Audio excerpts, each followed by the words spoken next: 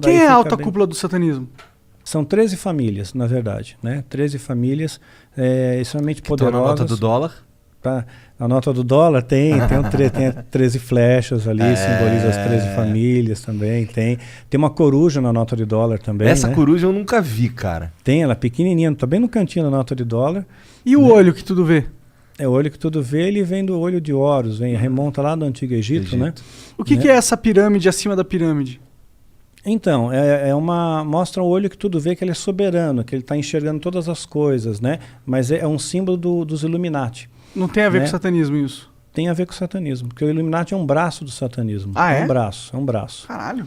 Tanto é que na base da pirâmide, que está na nota de dólar, né, tem uma data lá, está em número romano, né, 1776, eu acho, né, que é a data que a seita Illuminati foi fundada. Por que uma coruja? Porque a coruja é uma ave que ela representa a sabedoria, né?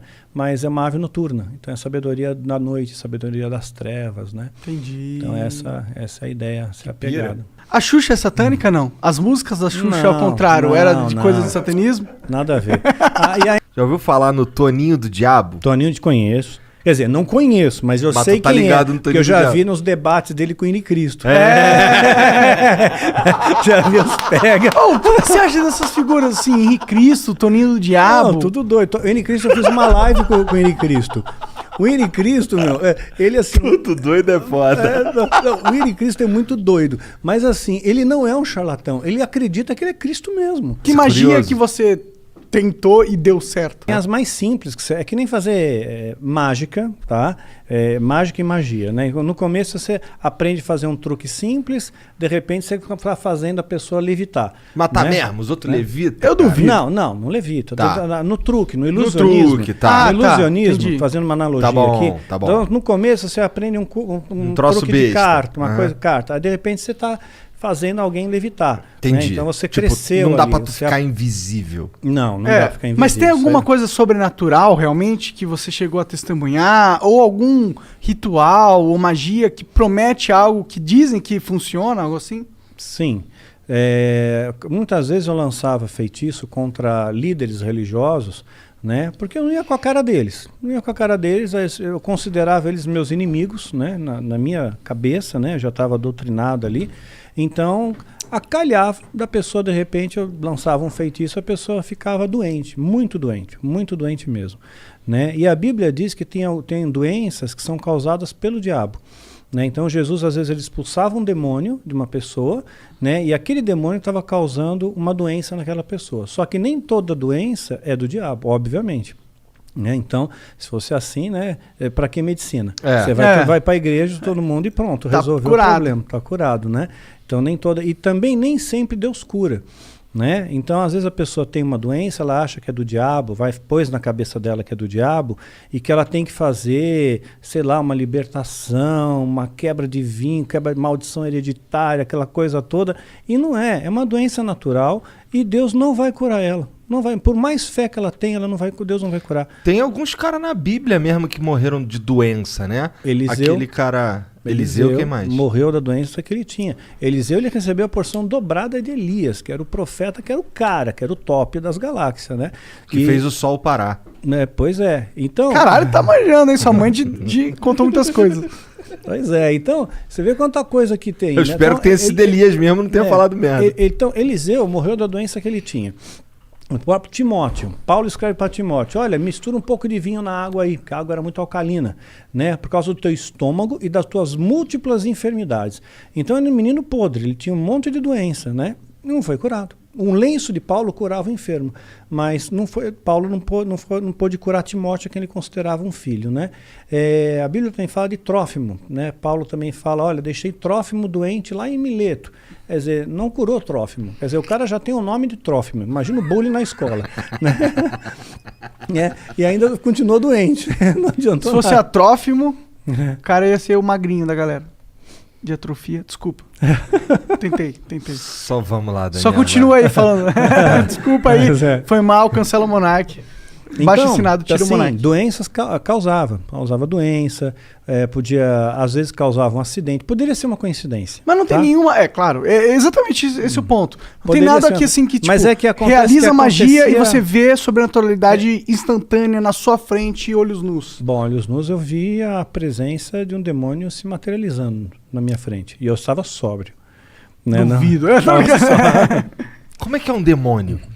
Pois é, a ideia que nós temos de demônio, né, é chifre, escamas, né, rabinho, rabo, fogo, né, saindo pelos orifícios, né, o diabo todo vermelhão, né, saindo da sauna, assim.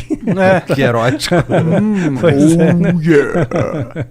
Então, mas não, né, é um ser que parece, aqui aparecia para mim, o Abraxas, que apareceu para mim algumas vezes, ele tinha um formato semelhante, tá? Semelhante. Não consigo descrever isso aí em poucas palavras. Você tem filho, você deve ter assistido Como Treinar o Seu Dragão. Sabe o Banguela? Então, mais ou menos parecido com o Banguela. Parecido com o Banguela. Mas tinha um olhar assim, né? O olhar que pegava era um olhar muito profundo, era como se não tivesse olhos, era como se fosse um buraco. Né? Fosse um buraco que te hipnotizava aquilo ali, né? Porra, e você sentia um cagaço quando tu viu pela primeira vez, não? Não, eu fiquei orgulhoso porque ele atendeu meu pedido, né? Porque eu invoquei, fiz a invocação. Chamou o cara, meu? Né? Eu fiz a invocação, né? E ele veio.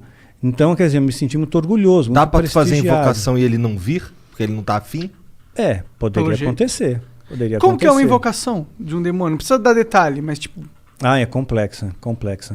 Tem bastante detalhe. Detalhe. E muitos materiais, vai? Muitos materiais. Materiais raros? Alguns raros. Entendi. Alguns raros. Então é um ritualzinho de pelo menos aí umas 3 horas, 4 horas. De ritual rolando, não é de preparação? Não, de ritual rolando para ter invocação em si. Entendi, caralho. E aí ele se materializa, tipo, ele só aparece? Ele falou alguma coisa com você?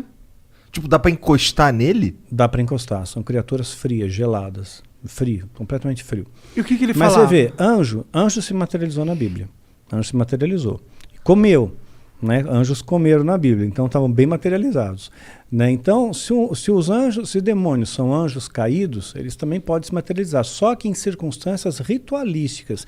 Por exemplo, um demônio não pode se materializar aqui. Né? Um anjo poderia, Deus poderia permitir que um anjo viesse aqui, mas um demônio não. Só dentro de um sistema ritual, tem que ter um ritual para ele vir. Tem que ser tudo bem preparado. Porque eles estão aprisionados, de certa forma? Estão aprisionados, sim, eles são limitados. Né? Eles não podem fazer o que eles querem também da Veneta. Né? Eles têm as suas fronteiras de ação. Por exemplo, eles não podem tocar num cristão verdadeiro. Né? Verdadeiro não pode, a não ser que Deus permita, no caso de Jó.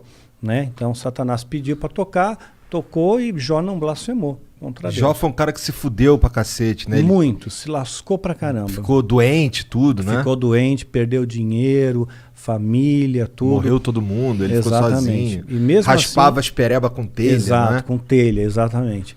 E no final Deus recompensa ele, né? E ele, no final, Jó chega a dizer, antes eu conhecia Deus de ouvir falar, agora eu vejo com os meus olhos, né? Então... Amaldiçoa teu Deus e morre. Exato, isso mesmo. Os amigos de Jó, né, que vinham lá, largavam o pau então, em cima dele. Então, às vezes Deus permite que essas coisas aconteçam. Então, teve gente que já falou para mim, falou, Daniel, perdeu teu filho, perdeu teu esposo, isso aí foi rechaçado pelo satanismo.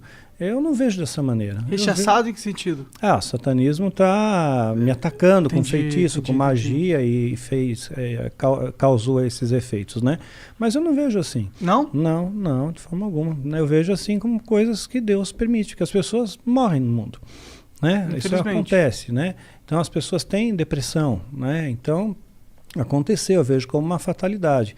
E mesmo se fosse no caso como Jó, né? Vamos supor que o demônio tivesse pedido permissão para Deus, olha, deixa eu tocar lá no Daniel, né? Porque vamos ver se realmente ele segura a onda, vamos ver se ele é cristão de verdade, vamos ver se ele não vai se rebelar contra Deus, né? Depois se eu tirar dele o que ele tem de mais precioso, né? Que era o meu filho, né? Principalmente, né? Então tirou.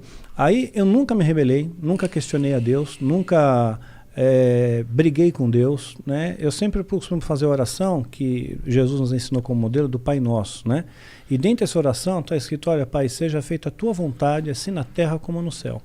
Né? E essa é a minha oração, seja feita a sua vontade, não é a minha, é a tua. Se a tua vontade é essa, que a minha esposa partisse naquele dia 30 de maio, pronto, é 30 de maio, é o dia que Deus escolheu. Né? Então eu descanso nele, ok? E tudo tem que ter um propósito, porque eu escapei da morte 2 vezes. Né? Então por 2 vezes escapei da morte. Então, olha, eu diria que 3, se contar da vez que reagiu a arma lá do cara. Se contar nessa 3, porque ali 2 vezes, né? Então, assim que eu vi a morte de perto, né? Você sente o cheiro da morte de perto, né? E então, quer dizer, se eu não fui, é porque tem algum propósito aqui ainda, tem alguma coisa ainda para fazer aqui. E quando terminar esse propósito, aí Deus me leva.